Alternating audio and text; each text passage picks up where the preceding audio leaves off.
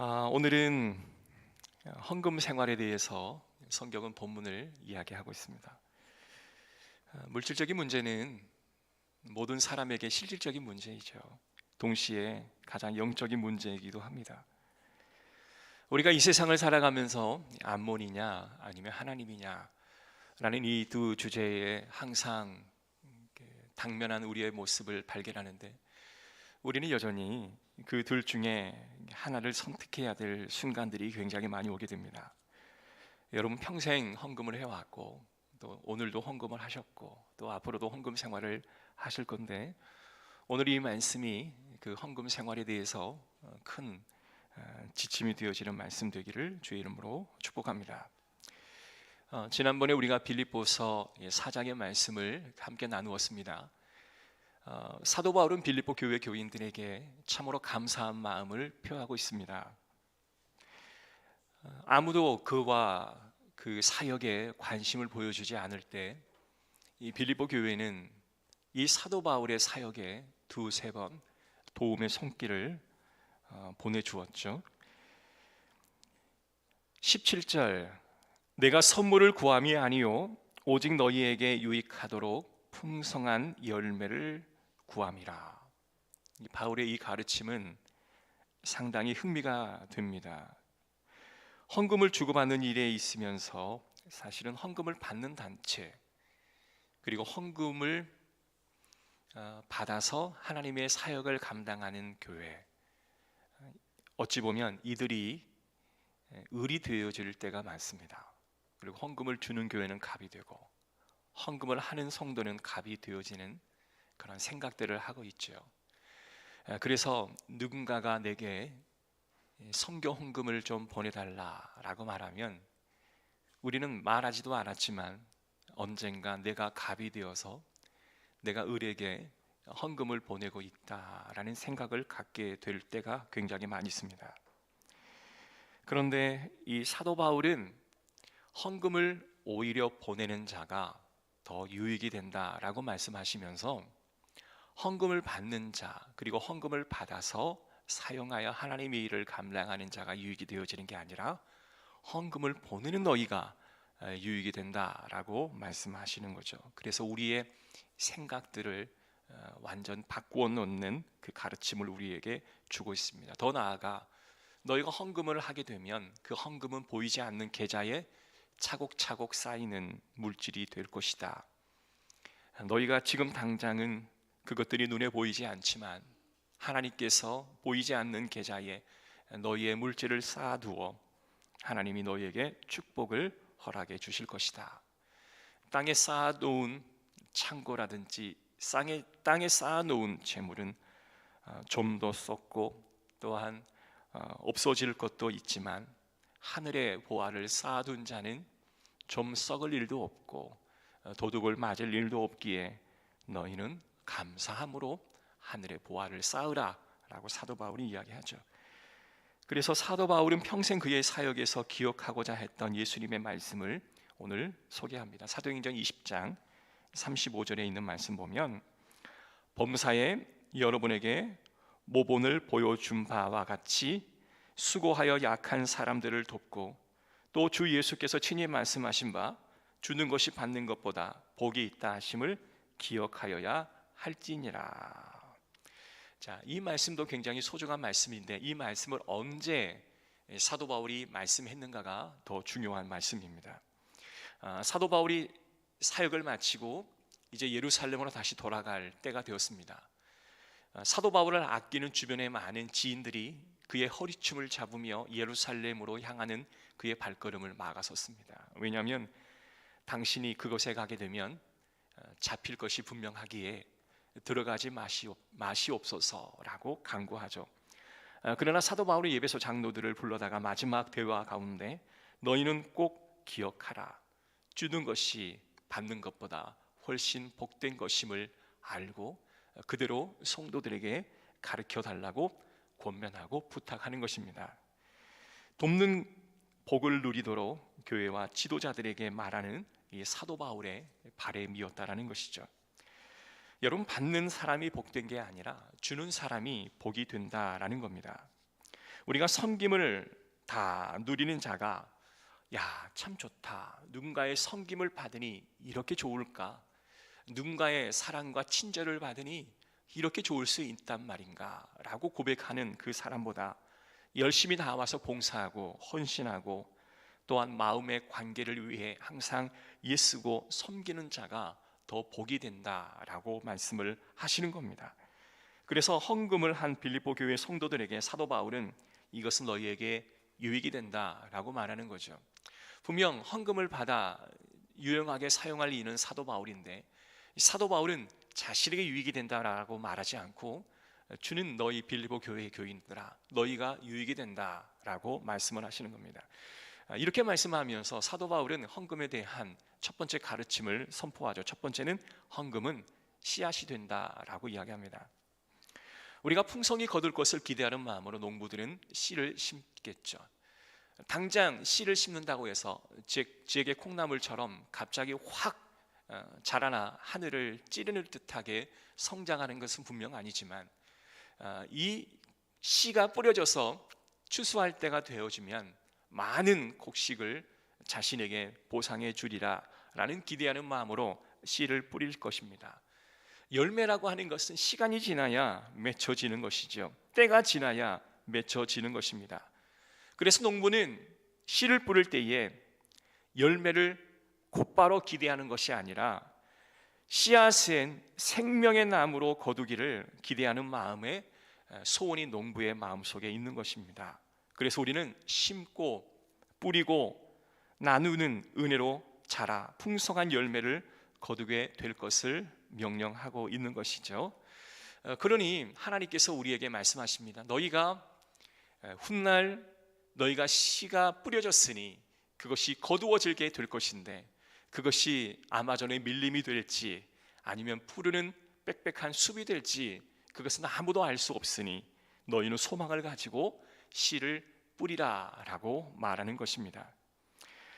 고린도후서 8장 2절 4절에 있는 말씀을 보면 환난의 많은 시련 가운데서 그들의 넘치는 기쁨과 극심한 가난이 그들의 풍성한 연보를 넘치도록 하게 하였느니라. 내가 증언하노니 그들이 힘대로 할 뿐 아니라 힘에 지나도록 자원하여 이 은혜와 성도 섬기는 일에 참여함에 대하여 우리에게 간절히 구하니 라고 이야기합니다. 우리가 진영을 논할 때가 굉장히 많습니다. 어떤 정치인들과 정치인들이 진영을 논할 때는 자신에게 유익이 있는가, 자신에게 손해가 되는가를 정확히 따집니다. 그래서 자신에게 손해가 되는 일은 결코 하지 않고 자신에게 유익이 되어지면 그 일이 설령 잘못된 일이라 할지라도 그것을 선정하는 것이 어떤 진영 논리 가운데 속해 있는 자의 공통된 특징입니다. 결코 손해를 봐서는 안 되고 결코 유익을 끼쳐야 되는 것이죠. 자, 여기에서 사도 바울이 말했던 연보라는 말에 우리가 좀 집중해 볼 필요가 있습니다. 연보라고 하는 것은 버릴 연 더할 보입니다. 내가 버려서 남을 세운다 할 때 그 한자의 뜻이 연보예요. 그 사도행전 지금 우리가 저녁에 보고 있는데요. 유대인 공동체 안에 히브리파 유대인과 헬라파 유대인 중에 쓸 것들을 좀 균등하게 나누기 위해 연보를 거추어 드리게 되어지는데 그 연보를 균등하게 나누지 못함으로 인해 헬라파 유대인들이 큰 어려움을 경험하게 되죠. 그래서 사도 바울은 교회 교인들과 함께 그 7집사를 뽑아서 균등하게 나눌 그 계획을 세우게 됩니다. 그때 사용했던 것이 바로 연보라는 것인데요. 그 연보라는 것이 예루살렘 그 교회에서 시작되었지만 이것은 마게도냐, 이 마게도냐는 우리가 경상남도라고 지칭하는 큰 지역의 총합입니다.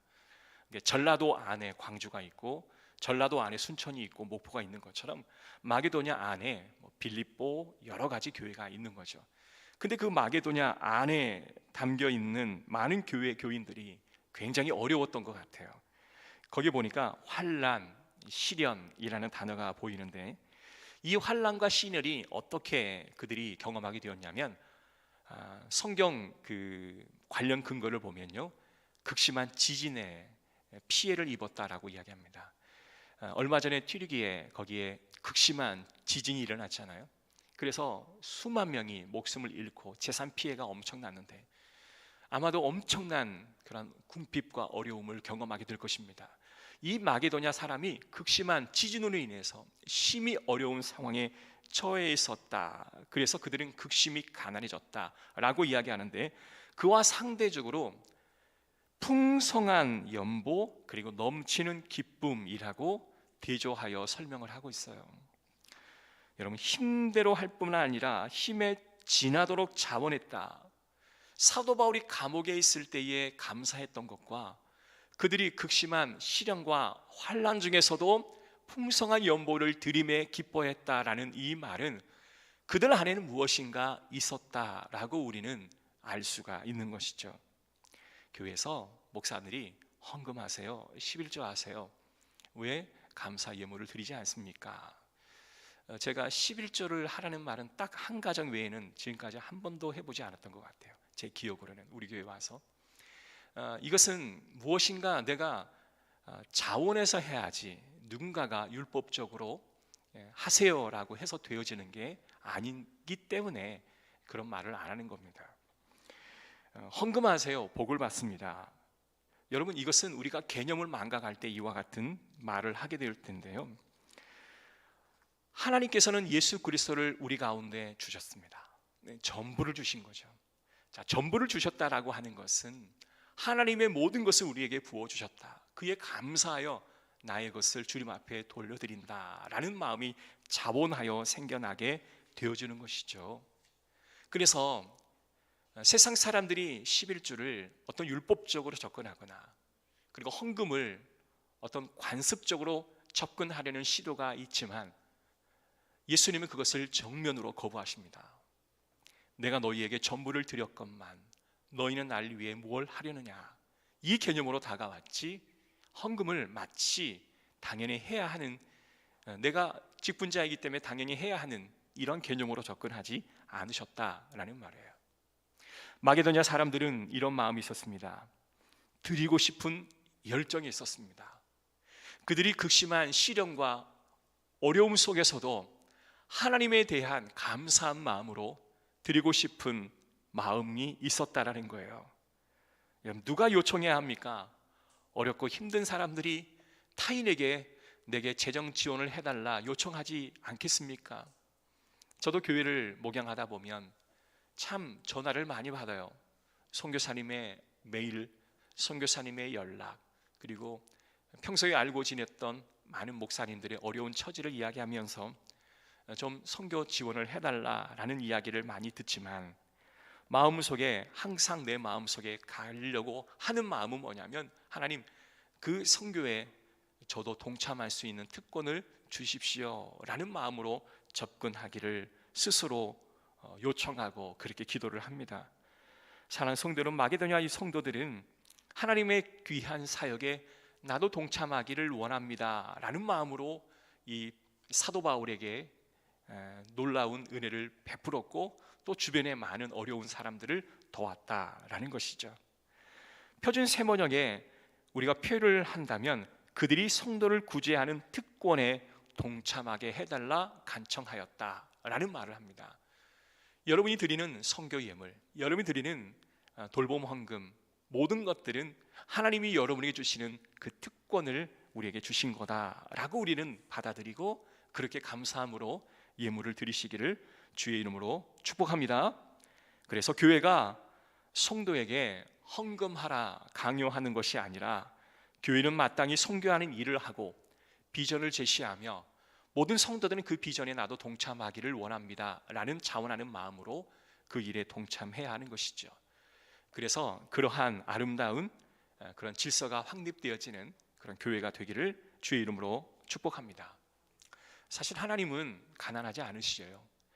하나님은 여러분의 주머니에 별로 관심이 없습니다. 귀하고 복되고 너희가 유익되는 일에 동참하게 하도록 하나님은 초청하실 뿐이시죠. 여러분, 받는 사람이 주는 사람의 받는 사람이 아니라 주는 사람이 복되다라고 하는 것은 그 기회에 동참케 하나님은 기회를 제공해 주고 있다라는 겁니다. 여러분, 우리가 믿음으로 헌금을 기대할 때 있어야 하고 그 헌금을 말씀으로 준비가 되어 있어야 하는 것입니다. 그래서 작은 씨앗을 심지만 풍성한 열매로 거둘 때는 우리에게 큰 유익이 있을 것을 믿고 여러분 그 특권에 동참하는 저와 여러분 되시기를 주의 이름으로 축복합니다. 두 번째 사도 바울이 말했던 헌금은 바로 예배입니다. 빌립보서 4장 18절 함께 읽어볼게요. 시작. 내게는 모든 것이 있고 또 풍부한지라 에바브로 디도편에 너희가 준 것을 받음으로 내가 풍족하니 이는 받으실 만한 향기로운 제물이요 하나님을 기쁘시게 한 것이라. 사도 바울은 당시 율법에 능통했던 바리새인이었습니다. 향기로운 제물이라고 했을 때 구약의 이 향기로운 제물의 말의 뜻이 어떻게 사용되었는지를 사도 바울은 누구보다 정확히 알고 있었습니다. 출애굽기 29장 18절에 이런 말씀이 있어요. 그 수장 전부를 제단 위에 불사르라. 이는 여호와께 드리는 번제요 이는 향기로운 냄새니 여호와께 드리는 화제니라. 여기에 보면 향기로운 제물이다 라고 기록되어 있어요. 여호와 하나님께서 제물을 받으실 때 모든 제물을 다 받은 게 아니라 향기로운 제물을 하나님이 받으셨다라는 거예요. 그래서 여기서 향기롭다라는 그 말의 뜻을 그들이 어떻게 이해했냐면 제물을 태워드릴 때에 이 연기가 하늘로 곧바로 올라갈 때 그것이 하나님이 받으셨다라고 그들은 믿었던 거죠. 그래서 이것이 올라갈 때 태워질 때 나는 그 향기가 하나님이 향기로운 예배로 그 제물을 받으셨다라는 겁니다. 그런데 신약에 와서는 이 제사를 더 이상 우리가 드리지 않죠. 그리스도께서 단번에 제물이 되어주셨기 때문에 더 이상 희생 제물을 제단 위에 올려서 바칠 필요가 없게 되어졌습니다. 구약의 제물을 어떻게 적용할까? 헌금이라고 해석하는 것은 사도 바울이 복음으로 나의 삶이 뒤집어지고 성령의 계시 가운데 모호한 하나님의 말씀을 해석하는 이 사도 바울이 구약의 향기로운 제물이 이 신약에 와서 헌금으로 번역을 하게 되었던 거죠. 그래서 우리의 드려지는 이 헌금이 하나님께 향기로운 제물이 되어서 하나님이 받으셔야 한다라는 동일한 원리를 가지고 있습니다. 자, 그렇다면 여러분들이 매일매일 하는 그 헌금을 우리 하나님께서 대체 받으시는가 아니면 받지 않으시는가, 이게 우리의 관심이 있어야 됩니다. 그냥 의식적으로 그냥 무의식적으로 드려지는 그 헌금이 하나님 앞에 바쳐졌으니 더 이상 상관없다 이렇게 생각하면 안 된다라는 말이에요. 내가 드려지는 이 헌금을 우리 하나님께서 받으실까 받지 않으실까를 고민하셔야 된다라는 말입니다. 예수님께서 사역을 하실 때에 성전을 오고 갈 때가 있었습니다. 근데 예수님께서 어느 날 성전에 들어가 앉아 계셨는데 어느 부자가 큰 바구리에다가 그 문전을 잔뜩 가져와서 성전의 헌금통에다가 쫘라르르 부어 넘치게 하는 겁니다. 아마도 그 동전이 떨어지는 그 소리가 온 성전 안에 가득했겠죠. 그런데 많은 사람들이 그 광경을 보고 참으로 많이 놀라기도 했을 것입니다. 그런데 예수님께서 정말 관심을 보였던 한 장면은 어느 한 여성이 마음을 가다듬은 채 작은 둘 랩돈을 가지고 오더니 그것을 조용히 헌금함에다가 놓고 돌아가는 겁니다. 그 두 모습을 비교하면서 예수님께서 하시는 말씀은 돈통을 가져다가 찰랑찰랑 부어 넘치는 돈을 붓는 그 부자의 돈을 하나님 받으시기보다는 가난한 과부의 둘 랩돈을 하나님 앞에 드리는 그 손길을 하나님이 받으셨다라고 말씀하십니다. 무엇을 의미하냐면 액수에 상관없이 헌금을 하나님이 향기로운 제물로 받으실 때에는 그의 마음의 준비 상태를 먼저 받으신다라는 거였습니다. 요란하게 준비한 자의 그 물질은 왠지 과시하고 싶은 마음에서 드려지는 예물이었던 것 같습니다. 우리가 그 사람의 마음의 중심에 폐부를 깊이 헤아릴 수는 없겠지만 하나님께서 그 예물을 받지 않으셨다라고 하니 그건 사뭇 아나니와 삽비라가 드렸던 예물과 같은 예물이었을 것입니다. 당시 아나니아와 삽비라는 유대인 중에 유대인이었어요. 그런데 그가 그곳에서 많은 덕망과 사랑을 받았었습니다. 그런데 한 사람이 일어나 자신의 밭을 팔아 하나님 앞에 드리는 그 과정을 통해서 모든 성도들의 사랑의 관심이 자기에게서 그 사람에게로 옮겨가는 것을 보고 너무나 마음이 당황하기 시작했습니다. 그래서 이전에 내가 받았던 사랑과 덕망을 끊임없이 유지하고 싶어서 자신에게 있는 밭을 팔아 하나님 앞에 드리기로 작정했습니다. 그런데 막상 밭을 팔기까지는 일을 이루었으나 그 밭을 판 그 금액을 하나님 앞에 드리는 그 과정 속에서 많은 갈등을 경험하게 되죠. 그래서 하나님께서는 그를 아나니아와 삽비라를 그 현장에서 죽이십니다. 하나님이 그 사람들을 죽이심으로 무엇을 우리에게 보여주셨냐면, 헌금은 나를 과시할 수 있는 목적으로 들여서는 안 되며, 헌금이라고 하는 것은 하나님이 받으시는 향기로운 제물이 되어야 그 예물을 하나님이 기뻐 받으시고 오히려 교회가 흥왕하게 되어진다라는 교훈을 우리에게 알려주고 있는 것입니다. 어느 한 성도가 어떠한 하나님의 축복을 받을 때 우리는 감사 예물이라고 하는 걸 드리죠. 감사 예물은 감사할 것이 있을 때 드려지는 게 감사 예물입니다. 그런데 어떠한 성도는 감사할 거리가 아닌데도 감사 예물을 드리는 사람들도 있는 겁니다. 예를 들면 직장에서 실직을 했어요. 실직 감사 예물, 지금까지 인도해 주신 하나님께 감사합니다 라고 예물을 드리고요. 그리고 사업장 폐업 감사 예물, 아니 사업장을 폐업했는데 뭐가 감사하겠습니까? 그러나 지금까지 인도해 주신 하나님께 감사한 마음으로 드려지는 거예요. 여러분, 그러한 예물을 하나님이 기뻐 받으십니다. 왜일까요? 마음의 중심에 하나님이 받으실 만한 신앙의 고백을 이미 하나님이 받으셨기 때문입니다. 우리 교회도 단기 선교를 2번 다녀왔지만 그 이전에도 저는 여러 차례 단기 선교를 꽤 많이 다녀왔습니다.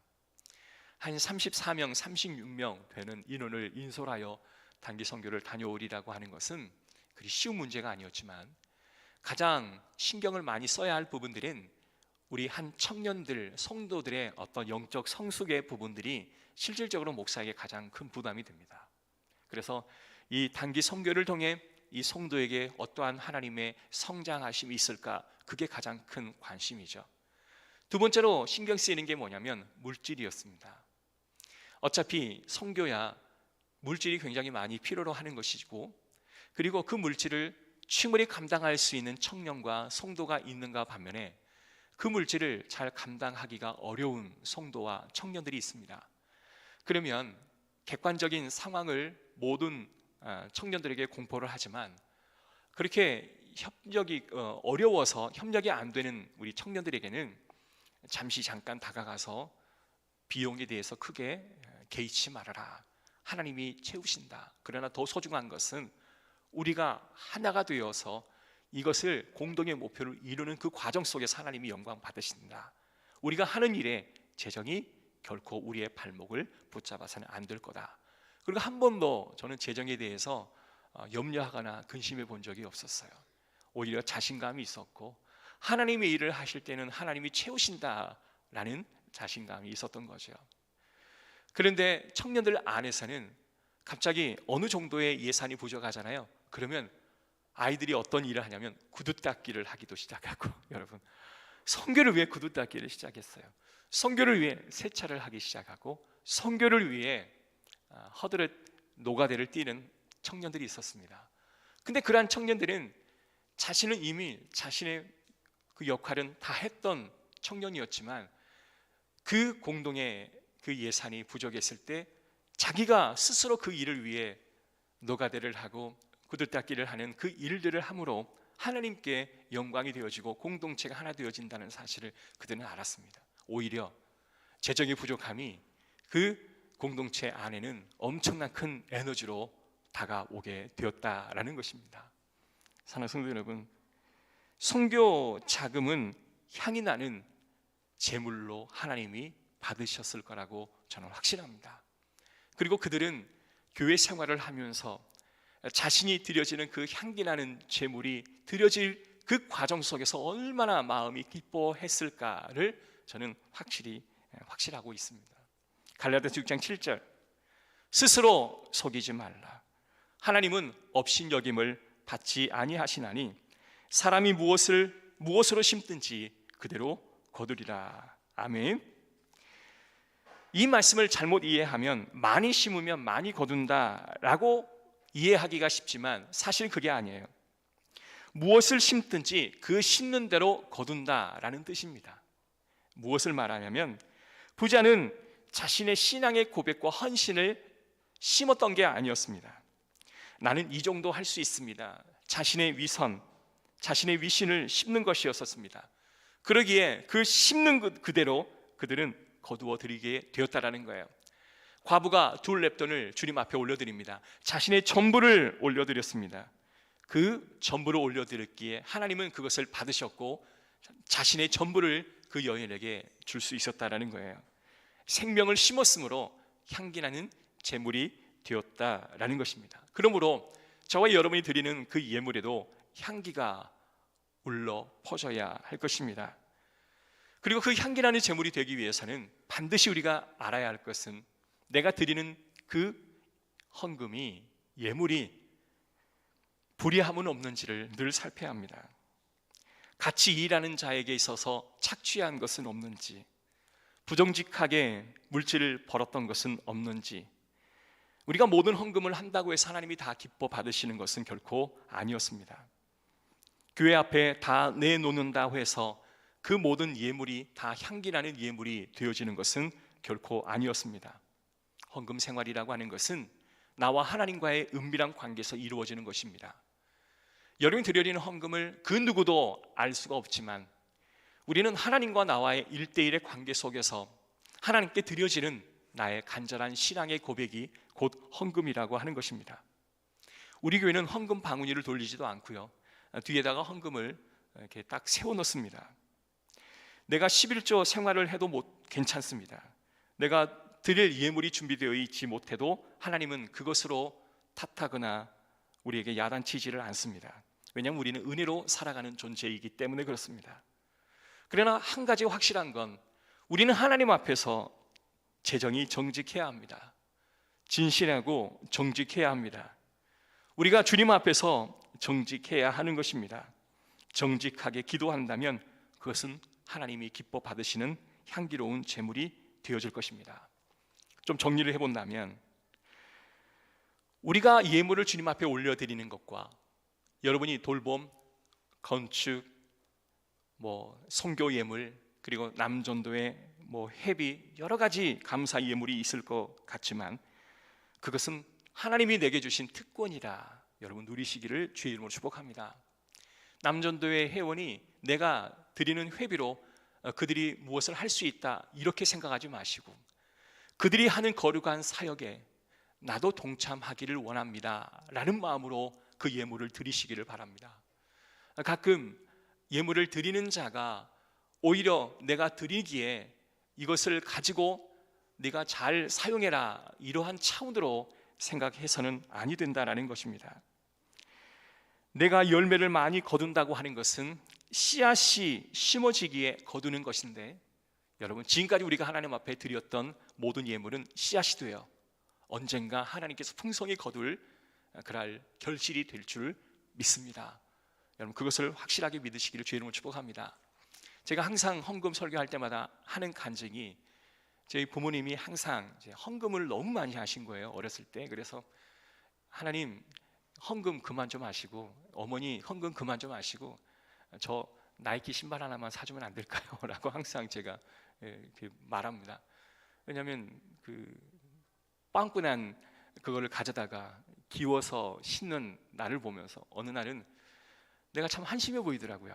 얼마나 그 메이커가 신고 싶었는지 구멍이 숭숭 난 것을 이렇게 떼워서 그것도 한 2치수, 3치수 큰 신발을 신고 다니며 의시되는 내 모습이 때는 너무 초라하게 보여지는 거예요. 그래서 하루는 나 나이키 신발 하나 사달라고 그랬더니 어머니가 하시는 말씀이 우리 집을 봐라.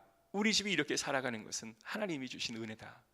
하나님께 드리는 것은 하나도 아깝지 않다.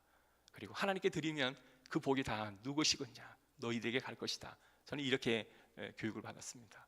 그래서 늘 하나님께 드리는 것에 대해서 인색하지 않도록 하나님 앞에 기도를 드리죠. 사랑하는 성도 여러분, 드리는 것은 내가 있기에 하나님 앞에 내가 그냥 준다 이 개념이 아니라 하나님의 거룩한 일에 특권에 동참하는 저와 여러분이 되신다라고 믿으시기를 주의 이름으로 축복합니다. 그래서 주님께 드림이 오히려 복이 되는 거예요. 성도에게 나눔이 복이 되어주는 것입니다. 저는 이번에 이제 대신방을 하다 보면 보통 대신방은 어떤 선물을 잘 가져가지를 않아요. 보통 제가 이제 어르신들을 가게 되면 항상 무엇을 들고 가는 습관이 있는데, 이것은 이제 상대방과 내가 교제하는 어떤 방식이죠. 저는 어떤 빈손으로 가서는 안 된다라는 그런 게 있어요. 그래서 항상 제가 뭘 갖고 들어가는데, 어떤 분은 당신과 내가 별로 가까운 사이가 아닌데 뭘 이렇게 들고 오세요라고 생각하는 사람도 분명히 있을 거예요. 그러나 저는 그게 이제 습관이 되어서 뭘 하나를 이제 들고 가는 게 습관이 되어 있는 겁니다. 그런데 이제 대신방은 이제 말씀을 이제 들고 가는 것이기 때문에 축복을 빌러 가는 것이기에 어떤 선물을 준비하고 있지는 않죠. 우리 장로님이 꼭 뭔 선물을 준비하세요. 그래서 뭐 이것저것 막 준비하고 오셔요. 뭐 개인의 뭐 어떤 비용이 발생하는 것이긴 하지만 그게 참 아름답다라는 생각을 하게 됩니다. 그래서 각 가정마다 꼭 선물을 하나씩 준비해서 드리는 모습을 보면 주는 게 뭐다? 복이다. 아멘. 받는 것도 복이지만 드리는 게 복입니다. 더 많은 축복을 받으시기를 주의 이름으로 축복합니다. 그래서 여러분, 하나님 앞에 물질을 드리려면 정직한 예물을 주님 앞에 드리셔야 합니다. 정직하지 않은 예물은 하나님이 받으시지 않습니다. 정직한 예물을 하나님 앞에 드리시기를 주의 이름으로 축복합니다. 그럴 때 하나님이 향기로운 제물이 되어 하나님이 받으실 줄 믿습니다. 짧게 마지막 세 번째는요, 헌금은 축복이 되어집니다. 4장 19절입니다. 함께 읽습니다. 시작. 나의 하나님이 그리스도 예수 안에서 영광 가운데 그 풍성한 대로 너희 모든 쓸 것을 채우시리라. 바울은 헌금을 받는 것은 자신이지만 하나님께 드린 것이라는 전제라는 마음을 가지고 있습니다. 여러분, 빌립보 교회는 결코 부자 교회가 아니었습니다. 그런데도 그들이 연보를 거둘 수 있었고 사도 바울을 향하여 예물을 드릴 수 있었던 그 비결은 그들은 아끼고 절제하고 그리고 하나님 앞에 드릴 수 있도록 모든 것을 자신이 절제했다라는 거예요. 히브리서 6장 10절 제가 읽어드릴게요. 하나님은 불의하지 아니하사 너희 행위와 그의 이름을 위하여 나타낸 사랑으로 이미 성도를 섬긴 것과 이제도 섬기고 있는 것을 잊어버리지 아니하시느니라. 하나님은 결코 잊어버리지 아니하십니다. 아멘.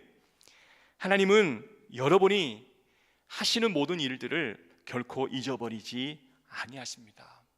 사람도 잊지 아니하시는데 하나님은 어떠하시겠습니까? 향기나는 재물은 하나님 결코 잊지 않으세요. 잠언 19장 17절 가난한 자를 불쌍히 여기는 것은 여호와께 구워드리는 것이니 그의 선응을 그에게 갚아주시리라. 아멘. 나에게 구워주는 것이니 내가 잊지 않을게, 내가 반드시 갚을게. 이게 하나님의 고백이에요. 누가복음 6장 38절 주나 그리하면 너희에게 줄 것이니 곧 후히 되어 누르고 흔들어 넘치도록 하여 너희에게 안겨주리라. 너희가 헤아리는 그 헤아림으로 너희도 헤아림을 도로 받을 것이니라. 아멘. 하나님께서요 꾹꾹 눌러 흔들어 채워 넘치는 그러한 축복을 주시겠다라고 하십니다. 누가요? 하나님께서 주신다라고 하십니다. 여러분, 우리의 쓸 것을 누가 채우십니까? 여호와 하나님이 채워주셔요. 여러분, 그것을 믿으시고 나아가시기 바랍니다. 결론입니다.